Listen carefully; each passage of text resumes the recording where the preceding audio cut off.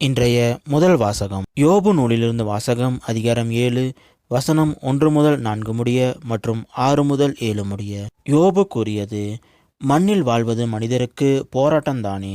அவர்களின் நாட்கள் கூலி ஆட்களின் நாட்களை போன்றவை தாமே. நிழலுக்கு ஏங்கும் அடிமை போலவும் கூலிக்கு காத்திருக்கும் வேலையாள் போலவும் வெறுமையான திங்கள்கள் எனக்கு வாய்த்தன. இன்னல் மிகு இரவுகள் எனக்கு பங்காயின. படுக்கும்போது எப்போது எழலாம் என்பேன். இரவோ நீண்டிருக்கும், விடியும் வரை புரண்டு உழல்வேன். என் நாட்கள் தறியின் ஓடுகட்டையினும் விரைந்தோடுகின்றன, அவை நம்பிக்கையின்றி முடிவடைகின்றன. என் உயிர் வெறுங்காற்றே என்பதை நினைவு கூர்வீர். என் கண்கள் மீண்டும் நன்மையை காணா. இது ஆண்டவர் வழங்கும் அருள்வாக்கு. இறைவா, உமக்கு நன்றி. இன்றைய இரண்டாம் வாசகம். திருத்தூதர் பவுல் கொரிந்தியருக்கு எழுதிய திருமுகத்திலிருந்த வாசகம். அதிகாரம் 9 வசனம் 16 முதல் 19 முடிய மற்றும் 22 முதல் 23 முடிய. சகோதர சகோதரிகளே, நான் நற்செய்தியை அறிவிக்கிறேன் என்றாலும் அதில் நான் பெருமைப்பட ஒன்றுமில்லை. அதை செய்ய வேண்டிய கட்டாயம் எனக்கு உள்ளது. நற்செய்தியை அறிவிக்காவிடில் ஐயோ எனக்கு கேடு. இதை நானாக விரும்பி செய்தால் எனக்கு கைமாறு உண்டு.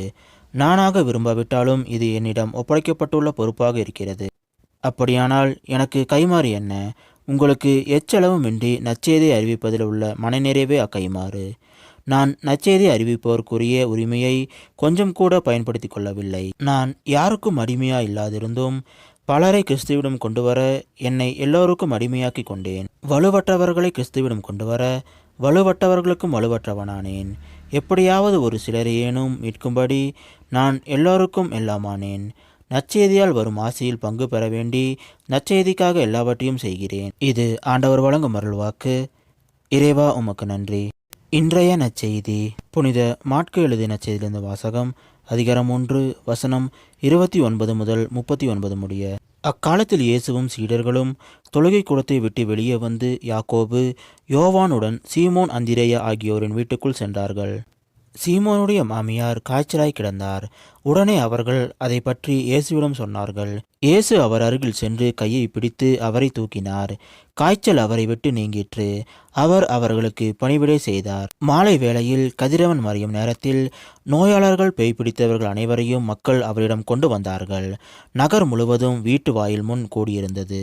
பல்வேறு பிணிகளால் வருந்திய பலரை அவர் குணப்படுத்தினார். பல பேய்களையும் ஓட்டினார். அந்த பேய்கள் அவரை அறிந்திருந்ததால் அவற்றை அவர் பேசவிடவில்லை.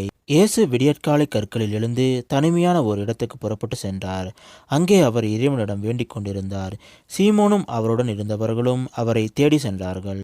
அவரை கண்டதும் எல்லாரும் உம்மை தேடிக் கொண்டிருக்கிறார்கள் என்றார்கள். அதற்கு அவர், நாம் அடுத்த ஊர்களுக்கு போவோம், வாருங்கள்.